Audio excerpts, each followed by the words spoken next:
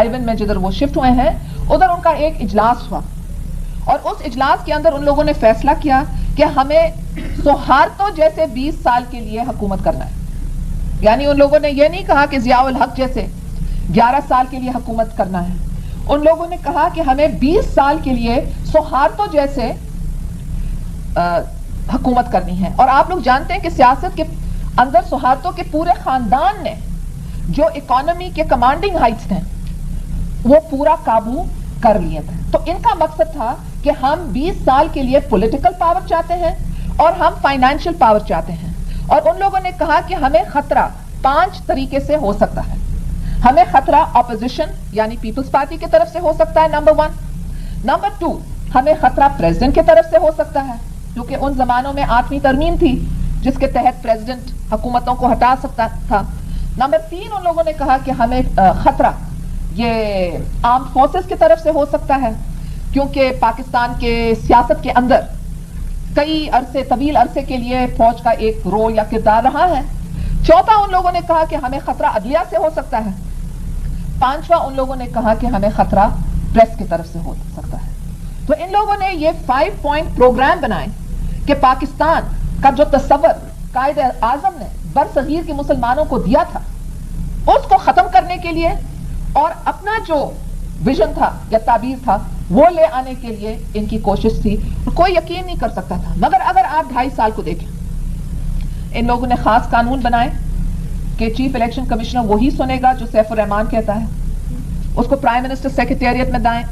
चले, जो कुछ हमारे साथ हुआ वो तो आप सबके सामने एक खुली कहानी है, तो मैं उसमें नहीं जाने चाहती हूँ। मगर आपने देखा कि हमारे खानदान में किसी को नहीं छोड़ा। मेरे माँ के खिलाफ केसेस, मेरे ऊपर केसेस, जरदारी साहब के ऊपर केसेस, जरदारी साहब के बाप के ऊपर केसेस, उसके भाई के ऊपर, ब्रदर इन लॉ के ऊपर, हर एक के ऊपर केसेस। हमारे information secretary, personal secretary, political secretary, नौकर जो भी हमारे इर्द गिर्द हैं उनके खिलाफ। ये तो आप लोगों की दुआ है कि अल्लाह ताला ने हमें ये हिम्मत दी कि हम मुकाबला कर रहे हैं। नहीं बोल रहे हैं, मगर हम आपको ये प्लान का इंकशाफ कर रहे हैं कि इस प्लान के तहत उन लोगों ने नेक्स्ट प्रेसिडेंसी का 8वीं तरमीम खत्म कर लिया। उसके बाद उनने अदलिया के ऊपर जो किया, पाकिस्तान की तारीख में आपको ये नहीं मिलेगा कि हुकूमत बसेस ले आए और बसेस के अंदर लोग जा करके अदालत के ऊपर हमला करें। एक अदालत के कमरे के अंदर जज बैठा है, प्राइम मिनिस्टर के खिलाफ रिश्वत की सबूत ले रहा है, उसके साथ और जजेस बैठ रहे हैं। इस्लामाबाद के अंदर डिप्लोमेटिक कम्युनिटी है, इतनी स्ट्रिक्ट सिक्योरिटी है। इस्लामाबाद के अंदर लोगों को जमा करना मुश्किल होता है क्योंकि कॉन्स्टिट्यूशन एवेन्यू इतना बड़ा है कि एक मजमा करना और से, मगर नहीं, बसेस के अंदर लोगों को लाया गया और फिर टेलीविजन पर दिखाया गया। ये भी नहीं कि अंधेरे में करें, ये कि बदतमीजी और बदतमीजी दुनिया के सामने इंसल्ट करने के लिए कि आप कर क्या सकते हैं। हाँ, हम कानून को फाड़ रहे हैं, मगर आप कर क्या सकते हैं। लोगों को बेबस बनाने चाहते हैं और उनको कह सकते हैं कि हम कहने चाहते हैं कि हम सब कुछ, और ये उनकी गलत फहमी। दुनिया के सामने टेलीविजन पर दिखाएं कि ये हमारे वजीर हैं, काबीना के अरकान अंदर जा रहे हैं, क्राउड को कह रहे हैं चलो चलो, आप देख सकते हैं वीडियो के अंदर इशारा कर रहे हैं कि आप अंदर आए। और फिर चीफ जस्टिस को भागना पड़ा, जजेस को भागना पड़ा और किसी को कोई सजा मिल नहीं सका। इसलिए हुकूमत तो अपने खिलाफ गवाही पेश तो नहीं करेगी।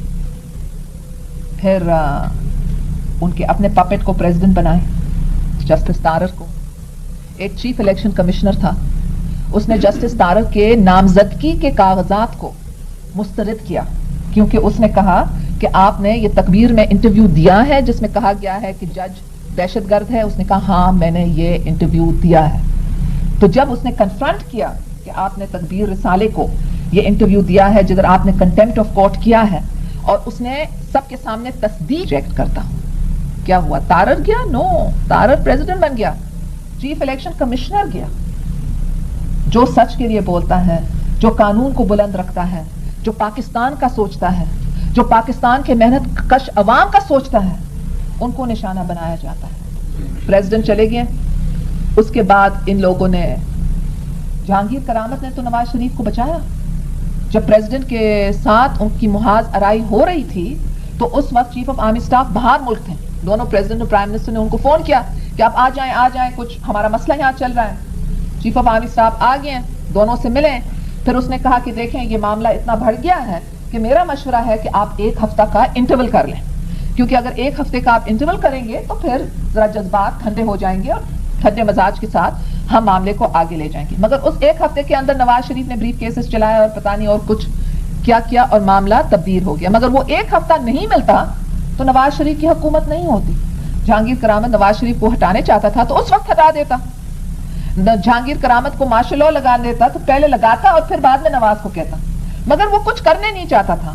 اس نے ایک نیول فنکشن میں وہی بات کی جو پاکستان کے صحافی کر رہے ہیں. اس نے کہا حکومت کو ایڈ ہاکزم ختم کرنا چاہیے, حکومت کو انتقامی کارروائی ختم ہونی چاہیے اور حکومت کو حکومت کرنا چاہیے, کیونکہ حکومت کی غیر موجودگی میں پاکستان کے اندر اور باہر ایک بحران پیدا ہو رہا ہے. اور اس وقت پاکستان کے اندر جو بحران ہے تو قول جہانگیر کرامت وہ پاکستان کے ایکسٹرنل تھریٹ سے بھی زیادہ ہے.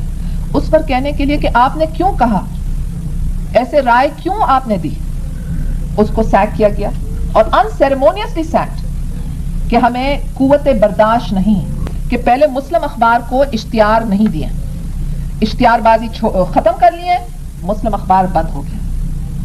اس کے بعد ان لوگوں نے جنگ پبلیکیشنز کو نشانہ بنایا کہ اگر آپ ان 14 صحافیوں کو نکالیں گے تو آپ اچھے لوگ ہیں.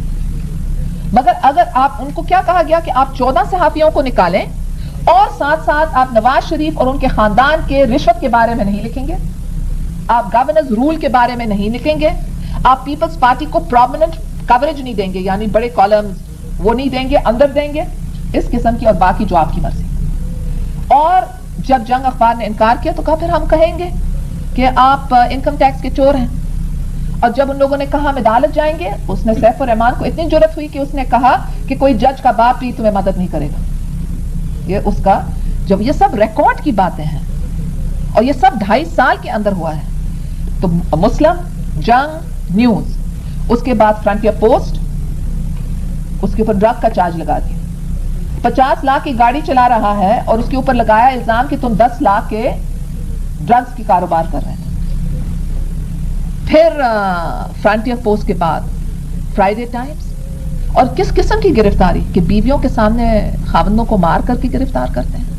یہ کیا انسانیت ہے؟ اور اپنے ذاتی مفادات کے تحت سبارڈینیٹ کرنے کی کوشش کی ہے. اور آج وہ پاکستان کے لیے ایک خطرہ خود موجود ہے, وہ اور اس کی حکومت. اور اس لیے میں چاہتی ہوں کہ سب پاکستانیز جو اوورسیز ہیں اپنے وطن کو بچانے کے لیے وہ یہاں کے جو پبلک لیڈرز ہیں, آپ کے اپنے کانگریس مین ہیں, سینیٹرز ہیں, ان کو خط لکھیں اور ان کو آگاہ کریں, کیونکہ یہ نواز شریف کو پیسے دے رہے ہیں. ورلڈ بینک اور IMF کے تھرو جتنے پیسے اس کو مل رہے ہیں, میں نے ابھی ایک سپیچ کی تھی واشنگٹن میں, میں نے کہا کہاں گئے یہ پیسے؟